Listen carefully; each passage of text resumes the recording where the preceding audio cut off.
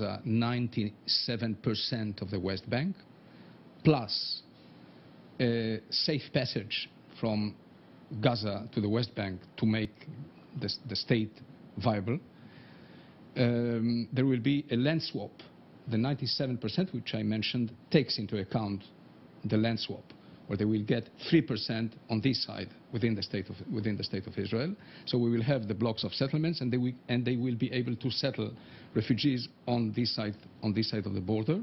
About Jerusalem, it says what is Jewish is Israeli, and what is Palestinian is what is Arab is Palestinian.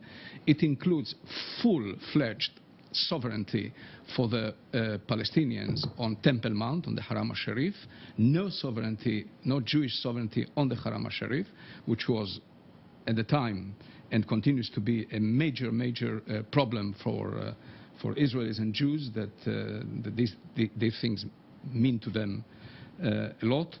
And then with the question of refugees, it says that the refugees will return to historic Palestine, to historical Palestine, and that Israel will maintain its sovereign right of admission. That is, it will have to absorb a number of refugees, but with restrictions that need to be negotiated between the parties. But the bulk of the refugees will be allowed to return to the state of Palestine. This is the essence of the Clinton parameters.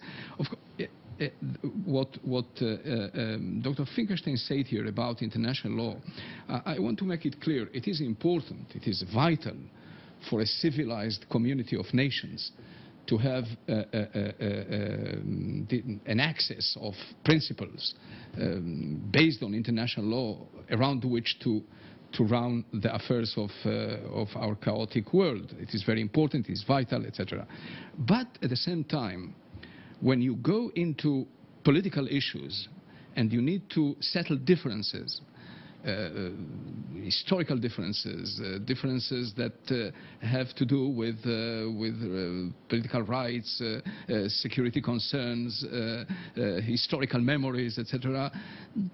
It is almost impossible to do things on the basis of international law, but rather on something that is as close as possible to the requirements of international law. The very fact that, as Dr. Finkelstein rightly says, the Palestinians were ready to make this or that concession is the reflection of them understanding that there is no viability, there is no possibility really to reach an agreement that says let us apply automatically and rigidly the requirements of international law.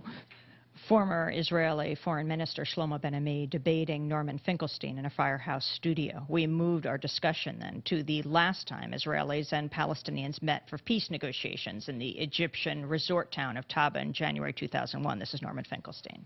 What actually happened? What actually happened was exactly as what was announced by the White House spokesman on January 3rd, 2001. The official statement was both the Israelis and the Palestinians have accepted the Clinton parameters with some reservations.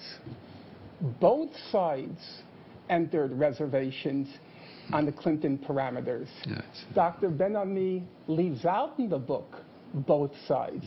He only mentions the reservations by the Palestinians. Number two, I was surprised to notice one of the books Dr. Ben Ami recommends is the book by Clayton Swisher called The Truth at Camp David. I looked in the book on page 402 of Clayton Swisher's book when he's discussing the issue of entering reservations to Clinton's parameters. He quotes none other than Shlomo Ben Ami. You acknowledged, you called them relatively minor, but you acknowledged that Barak entered, you called it several pages of reservations. In fact, Barak sent a 10-page letter of reservations to the Clinton parameters. It was exactly symmetrical. Both the Israelis and the Palestinians agreed to the Clinton parameters with some reservations. Yeah. Wait, one last Okay. point. Sorry. One last point. Dr. Ben Ami left out another crucial point in his account. He doesn't tell us why Taba ended. It ended officially when Barak withdrew his negotiators. It wasn't the Palestinians who walked out of Taba. It ended with the Israelis walking out of Taba. A matter of the historical record, not even controversial. Dr. Ben Ami. Okay, well, you see, as somebody who was part of those who prepared the Israeli document that was submitted to President Clinton, I can say that the bulk of the document was an expression of our the comparison that we made between our initial positions and what was reflected in the Clinton parameters. It was not a series of reservations. It was basically a mention of the difference, the way that we have gone. This was an attempt to impress the president more than an attempt to say that these are reservations, sine qua non. There were no real reservations in our document, whereas in the Palestinian document there were plenty of them, with the refugees, with the Haram al-Sharif, with what have you. I mean, it was full of reservations from beginning to end. Ours was not a document about reservations. It was a statement, basically, that said, these were our positions, this is where we stand today. We have gone a very long way. We cannot go beyond that. This was essentially what we sent. Now, with regard to Taba, you see, we were a government committing suicide, practically. 2 weeks before general elections. The Chief of Staff, General Mofaz, who is now the Minister of Defense, comes and I say that in the book, in something that is tantamount to a coup d'etat, comes and say publicly that we are putting at risk the future of the State of Israel by assuming the Clinton parameters, and we accept them. We assume them. And then I go to Cairo and I meet President Mubarak. And President Mubarak invites Arafat to see me in Cairo. And I say to Arafat, we are going to fine-tune this in a meeting in Taba, if you wish. And then we go to Taba and we negotiate in Taba. And in Taba, Prime Minister Barak instructs me to conduct secret negotiations with Abu Allah. Within the negotiations, we had a second track, trying to reach an agreement. And he even agrees to all kinds of things that he was not very open to before that. Now, this was the end. We saw that we are not reaching an agreement. And we need to go back, even if for the electoral campaign. I mean, we were a week before the elections. I mean, we were practically non-existent. Our legitimacy as a government to negotiate such central issues as Jerusalem, as Temple Mount, the temple, etc., was being questioned not only by the right that was making political capital out of it, but by the left, people from our own government. Shlomo Ben Ami is ready to sell out the country for the sake of a Nobel Prize. This is what Chaim Ramon said, one of the labor ministers. So it was unsustainable. We could not go any longer. So. Former Israeli Foreign Minister Shlomo Ben Ami discussing the breakdown of the peace talks at Taba in January 2001. Israel and the Palestinians have not met for final status peace talks since. This is Democracy Now! Back with the final part of our debate after break.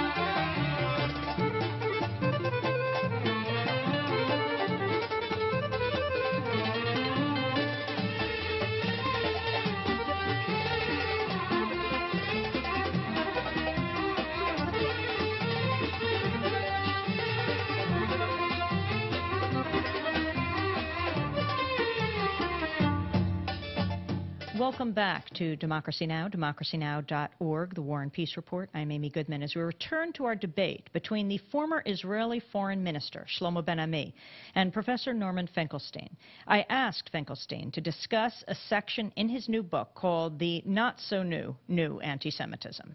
Well, actually, I think it's useful to connect it with the conversation we've just had. Namely, I think when honest and reasonable people enter into a discussion about this topic, you'll have large areas of agreement, some area of disagreement. And frankly, and I'm not saying it to flatter, I say it because I believe it. I don't flatter by nature.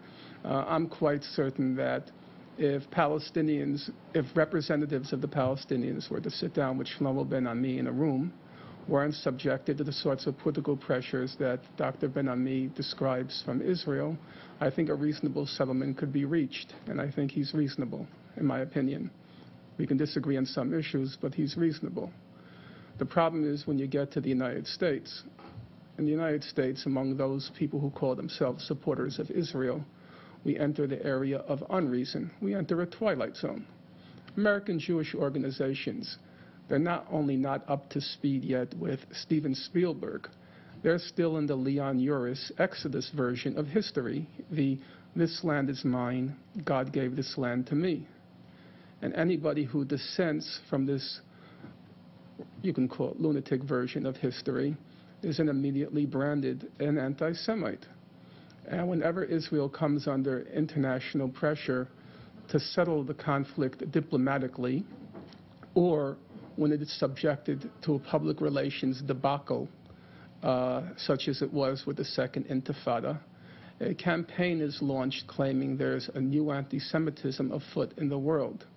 There's no evidence of a new anti-Semitism. If you go through all the literature as I have, the evidence is actually in Europe, which is Dr. Ben Ami's half-home ground, Spain, but throughout Europe.